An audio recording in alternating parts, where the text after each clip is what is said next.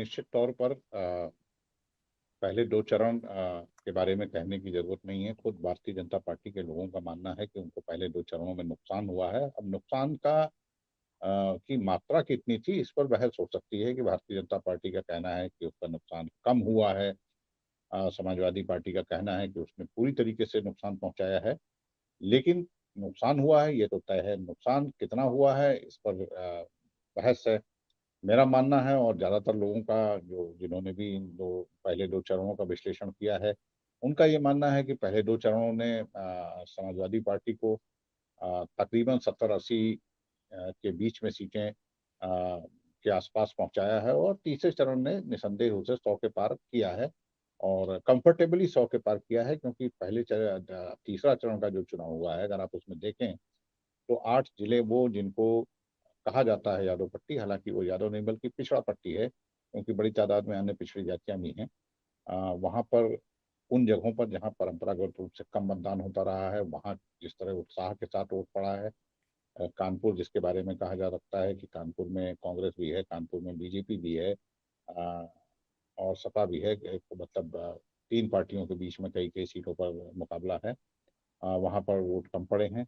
अ, वो सीटें, जैसे मैनपुरी में किसी भी समय कभी भी चुनाव में, पिछले मैं 4 चुनाव से जान रहा हूँ कि मैनपुरी में बहुत कम मतदान होता था। मैनपुरी में, कन्नौज में, मैनपुरी और कन्नौज में मतदान का प्रतिशत 60 से ऊपर जाना, करहल में इस कदर मतदान होना, यहाँ 50-55% से ज्यादा मतदान नहीं होता है कभी। तो ये सब चीजें कम से कम ये साबित कर रही हैं कि जो तीसरा चरण है, वो तीसरा चरण भी पहले के दो चरणों के कहीं कोई अलग व्यवहार नहीं कर रहा है, बल्कि कमोबेश उसी के जैसा व्यवहार कर रहा है, जो करीब करीब समाजवादी पार्टी को एक लीडिंग एज देता है 30 से 35 सीटों के बीच में। तो ये अपने आप में इस आंकड़े को 100 के पार बड़े आसानी के साथ ले जा रहा है। अभी कल का जो चुनाव है, जिसे कहा जा रहा है कि भारतीय जनता पार्टी को सहारा देने वाला, राहत देने वाला गढ़ का चुनाव है, दरअसल आप देखें तो ये गढ़ कब का गढ़ है? क्या 2012 में ये गढ़ था? 4 सीटें मिली थी 2012 में। तो 2017 के चुनाव को अंतिम सत्य मान लेना कि 2017 में जो हुआ था वही होगा, ये मुझे लगता है कि ये कुछ नासमझी भी होगी और कुछ जल्दबाजी भी होगी कि 2017 के चुनाव के आधार पर हम अंदाजा लगा लें। 2012 का भी देखना चाहिए, 2007 का भी देखना चाहिए, उससे पहले का भी देखना चाहिए। जबकि हम ये देखते रहे हैं कि 17 से पहले के जो 3 चुनाव आप उठाकर देखें, तो इस इलाके में भारतीय जनता पार्टी की 15 से 17% का वोट शेयर रहता है, और उसका परफॉर्मेंस तीसरे स्थान पर जाता रहा है।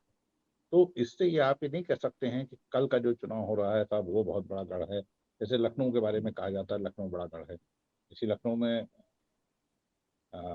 शहर की समाजवादी पार्टी 3-3 सीटें हार जाती। इसी लखनऊ में, जिसको उनका गढ़ कहा जाता है, 5 में से 3 सीटें हार जाती है। तो ये कोई, और गढ़ बना भी गढ़ कब का है? गढ़ तो बहुत अटल बिहारी वाजपेयी के चुनाव लड़ने के बाद की स्थिति है कि जब इसे गढ़ कहा जाने लगा, वरना कभी ऐसा कोई गढ़ नहीं रहा। बहुत बड़ी तादाद में अल्पसंख्यक मत हैं। जितने आउटस्कर्ट्स हैं लखनऊ के, वहाँ यादव मतदाताओं की तादाद बहुत सारा है, पारसी मतदाताओं की तादाद बहुत सारी है, जो कि सारे के सारे लोग इस बार एकजुट होकर भारतीय जनता पार्टी के खिलाफ वोट कर रहे हैं। तो मेरा मानना है कि 3 चरणों का जो प्रदर्शन रहा है, न केवल इन्हें आराम से कंफर्टेबली 100 के आंकड़े पर ले जाता है। चौथा चरण जो है, जिसके बारे में बहुत बड़ी बड़ी बातें कही गई हैं कि साहब चौथा चरण आते आते ऐसा हो जाएगा, वैसा हो जाएगा, मुझे नहीं लगता है कि चौथा चरण कहीं से कोई बहुत बड़ी राहत देने जा रहा है। ये अलग बात हो सकती है कि चौथे चरण का डेंट कम हो, अ, जितना बाकी के चरणों में हुआ है उस मुकाबले का डेंट ना हो, लेकिन चौथा चरण भी कोई पहले दूसरे तीसरे चरण से कोई अतिरिक्त व्यवहार नहीं कर रहा है। और जैसे ही चौथा चरण खत्म होता है, उसके बाद आप प्रवेश कर जाते हैं मंडल के इलाके में। मंडल के इलाके से मेरा मतलब कि जहाँ तमाम सारी पिछड़ी जातियों का पूरा एक समीकरण बनता है। कहीं पर आपको राजभरों का समीकरण मिलेगा, कहीं कुर्मी मतदाताओं की, कहीं यादव मतदाताओं की पूरी बेल्ट मिलेगी। तो पूरे मंडल का समीकरण हावी हो जाता है जैसे ही चौथा चरण पार होता है।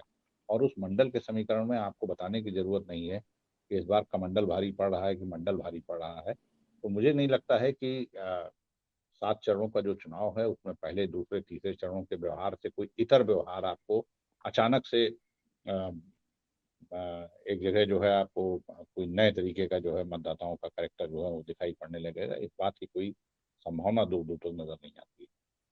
और आप हमसे जुड़े रहने के लिए सब्सक्राइब करें YouTube पर, फॉलो करें ट्विटर पर और लाइक करें Facebook पर। और ज्यादा जानकारी के लिए आपको टाइप करना होगा सिर्फ न्यूज नशा।